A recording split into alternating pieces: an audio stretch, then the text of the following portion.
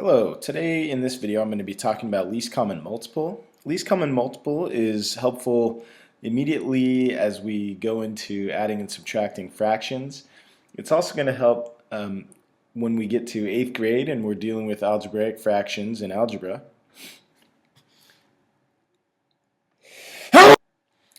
So when we're trying to find least common multiples, which LCM is short for that, least common multiple.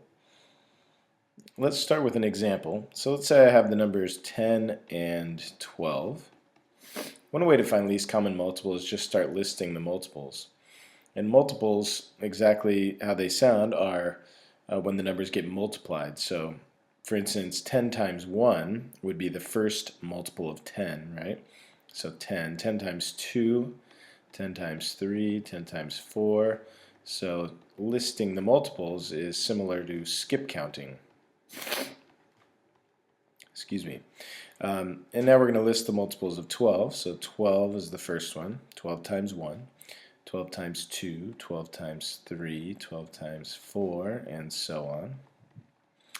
And what we're looking for is the least of the multiples that they have in common. So they each, let's see, we have 10, 20, 30, 40, 50, 60. They both have a 60 in common. And I think if we went up a little higher, we'd get 100, 110, 120. And here we'd get 96, 108, and then 120. So they would have, numbers are going to always have an infinite amount of multiples. But the L here means we're looking for the least one that they have in common. So 60 in this case would be the least common multiple. Let's try another example. If we had 7 and 10, 7 and 10. So listing them, 7 times 1, 7 times 2, times 3, and so on. 35, 42, 49, 56, 63, 70.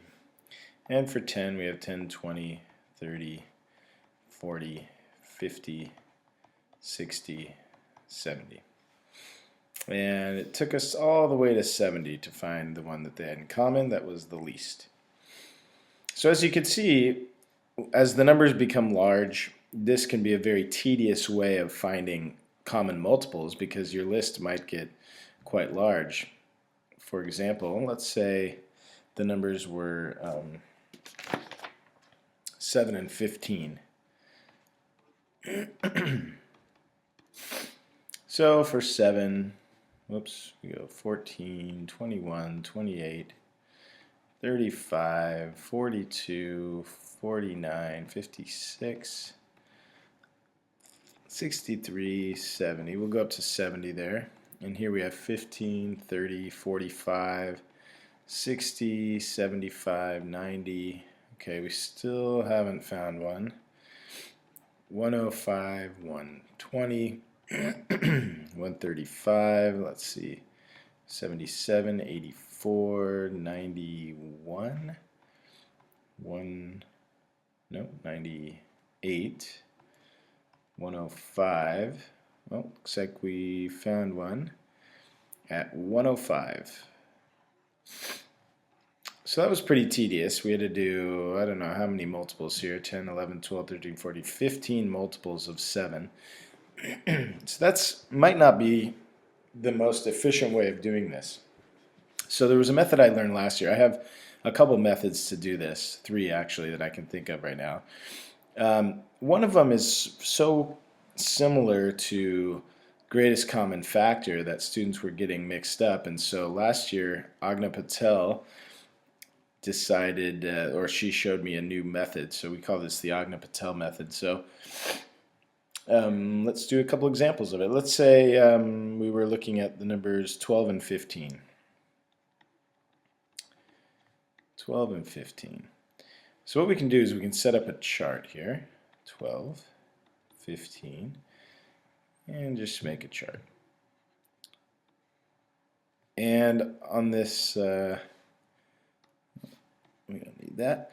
So in the left column here, we're going to start listing prime numbers that will work to divide into these. So first, the lowest prime number, and I'll make a list of prime numbers over here so you remember what I'm talking about. 2, 3, 5, 7, 11, 13, and they go on forever, but we're just talking about primes here. So the first number we're going to try is 2. And so I know that 2 goes into 12 evenly, so we get 6. 2 doesn't go into 15, so we are going to leave it as 15. So let me get a different color. So this turns into 6, and this stays at 15. Now we have to ask again, will 2 go into either of these numbers? And it does. So 2 goes into 6, and that turns into a 3, and didn't go into 15, so we just leave 15 the way it is. So now we can ask again, will 2 go into either of these? No. So now we go on to the next prime number, which is 3, and it goes into 3, and then we get a 1, so like we're dividing here, right? 3 divided by 3 is 1. 15 divided by 3 is 5. Now we ask again, does 3 go into either one of these? The answer is no, so we move on to the next number, 5. Okay, and if we divide both by 5, now once you get to a 1, it's obviously never going to change because nothing goes into 1. So we're just going to keep it at 1, and 5 divided by 5 is now 1. Once you get to the bottom and everything is a 1 on the bottom, that means you're done. The least common multiple is going to be all these things multiplied together. So in this case, the least common multiple of 12 and 15 is going to be 2 times 2 times 3 times 5, which is, let's see, 15, 30, 60. So let's try another, just to get some more practice. Let's say we have the numbers 75 and 100. That might get pretty tedious to do multiples of, or maybe it wouldn't. It's hard to say right from the beginning, but let's just practice using the chart technique, the Agna-Patel method. So first thing we're going to do is start with a 2. So can 2 go into either one of these? And 100 divided by 2 is 50. 75 stays the same. I don't know why I put a line here. I don't think it's necessary. But anyway, let's erase it so we don't get confused. Don't need that line. Alright, so now does 2 go into either of these numbers? Yes, it does. So we're going to have another 2. And this turns into 25. And that stays at 75. 2 doesn't go into either one of those, so we're done with 2. The next number would be 3. And 75 is divisible by 3. So that becomes 25. 25 is not, so we just keep it as 25. 3 can't go into either of these, so the next prime factor would be 5. And it goes into both of these 5 times. And obviously 5 goes into 5, so those turn into 1s. And we are done. So the least common multiple will be the multiplication of all that. So it's going to be 2 times 2 times 3 times 5 times 5, which is going to be, let's see, 25, 75, 150, 300. Let's try another one. Now, when we're finding least common multiple, just like we could be adding 2 or 3 or 4 or 5 fractions, we might also have to find the least common multiple of several numbers. So in this case, it's going to be 3 numbers. And the technique works just the same. So 20, 50, 200, oops, not 20, 30, 50, 200. Alright, so we'll start with our trusty prime number 2. And that turns, oops, let me get some more lines here. So this turns this into 15, and this into 25, and this into 100. We can use 2 again, and it turns that into the same thing. 25 doesn't change, but this turns into 50. We can use 2 again. 15 and 25 don't change. And 50 turns into 25. And now we're going to move on to 3.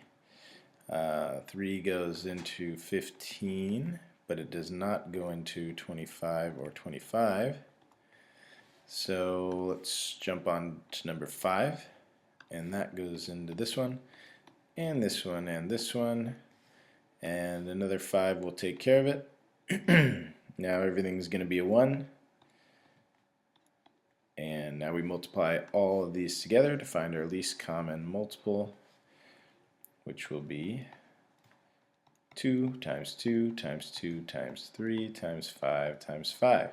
So that's 25 times 3 is 75 times 2 is 150, 300, 600 as our least common multiple.